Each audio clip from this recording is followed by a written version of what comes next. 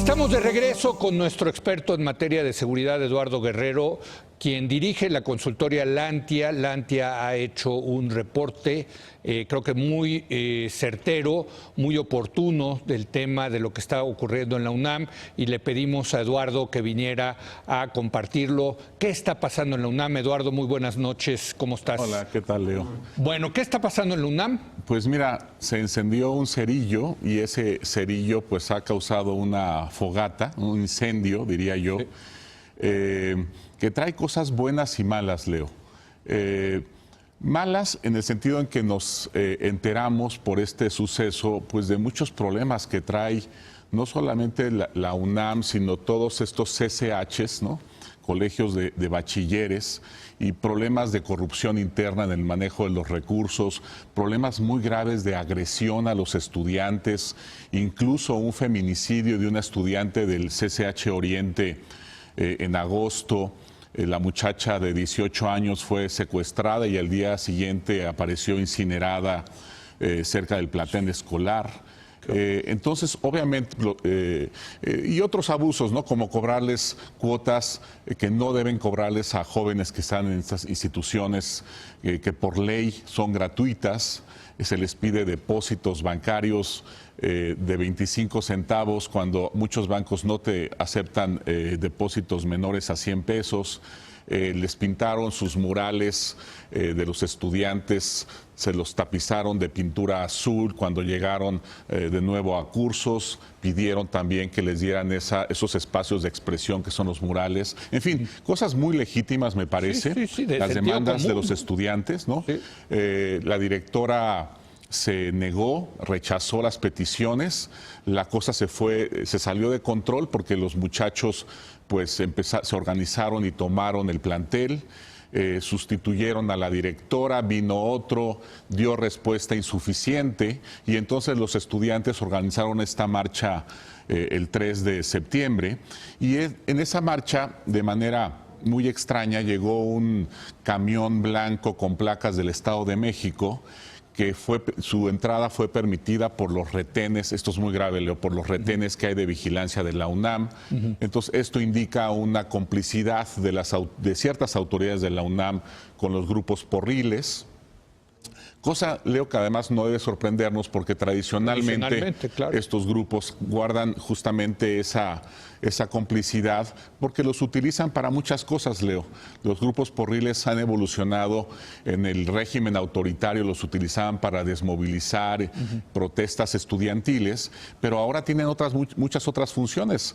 Defienden plazas del sindicato de la UNAM, defienden puestos de comida o de venta en pleno campus universitario, le cobran ahora cuota a los muchachos, Leo, para no golpearlos, para no agredirlos, les piden una cuota mensual que va entre 50 y 200 pesos. Lo que me estás diciendo es que es una especie entre Estado y crimen organizado, estos grupos porriles, ¿no? Hay semejanzas. Porque por un lado, pues, proveen seguridad, pero por otro lado extorsionan, ¿no? Así es. Hay gente que hay paralelismos, ahorita que lo dices, muy claros entre cómo trabaja una mafia y cómo trabaja un grupo porril. Claro. Y de hecho, los dos hacen uso de la violencia, intimidan y por eso cobran un dinero.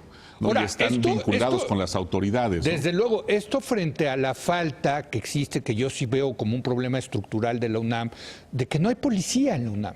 No hay policía. Exacto, hay guardias que van ahí en coches destartalados, sin armas, etcétera, por las características de la UNAM. Yo no estoy a favor de que pongan una policía armada. Es una autonomía mal entendida, Leo, porque la autonomía en la ley es una autonomía de carácter académico, administrativo, financiero, pero no una autonomía en materia de seguridad. Por eso, pero ni la policía, digamos, del Estado de México, de la Ciudad de México entra, ni los federales, salvo en ocasiones especiales. Así es. Y los cuerpos de seguridad de la UNAM pues son de risa, la verdad, francamente, son guardias. No solo de risa, sino parece también que están corrompidos y trabajan en coordinación con estos grupos, ¿no? Sí.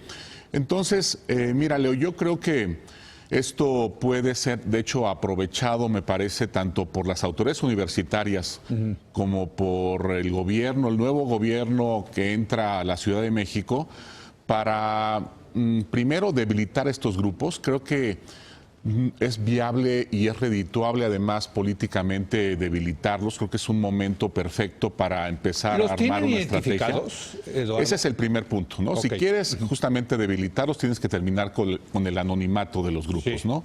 Tienes que revelar de manera estratégica tanto el nombre de los integrantes de los grupos, sus líderes, y también las autoridades universitarias que están asociados con ellos. Ese será el primer paso, ¿no? El segundo paso me parece que sería, al menos dentro del ámbito universitario, desarticular justamente las estructuras de protección a estos grupos, ¿no?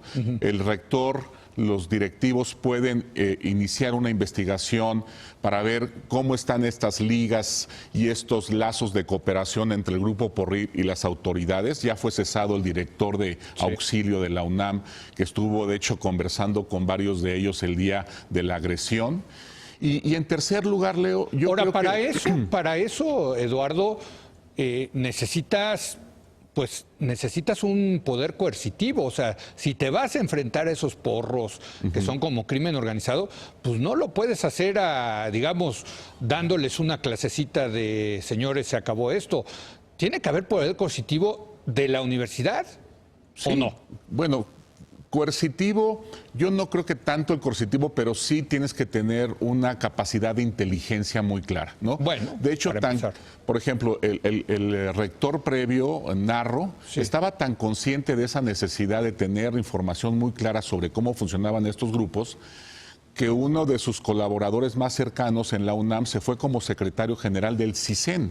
Y en el propio CISEN hay un grupo de seguimiento a grupos estudiantiles. Entonces, esto está incluido en la agenda de riesgos y de inteligencia del Estado mexicano, ¿no? Entonces, y la tercera cosa, perdón. Que lo tercero, Leo, sería que estos grupos porriles sí cumplen una función, aunque son nefastos en general, pero sí cumplen una función de aglutinamiento y de darle identidad a estos chavos y de darles un sentido de pertenencia.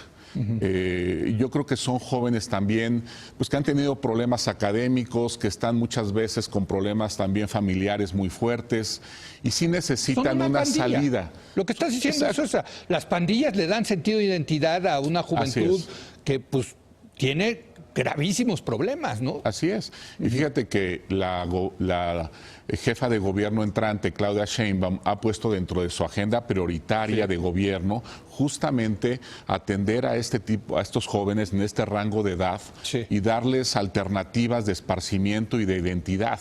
Entonces aquí también hay como una oportunidad muy importante para que el nuevo gobierno entrando aproveche, digamos, la coyuntura y muestre esta vocación y realmente interés por los jóvenes para darles estos espacios, ¿no? Ahora, el problema de la UNAM, porque nos está viendo en otros lados de la República, también sucede en otras universidades, ¿no? O sea, sobre todo universidades públicas, ¿no? Donde hay estos grupos porriles utilizados por las autoridades o que son grupos del crimen organizado muy metidos en los campus, etcétera. No es una cosa nada más de la UNAM, eso es lo que quiero decir, ¿no? Por supuesto.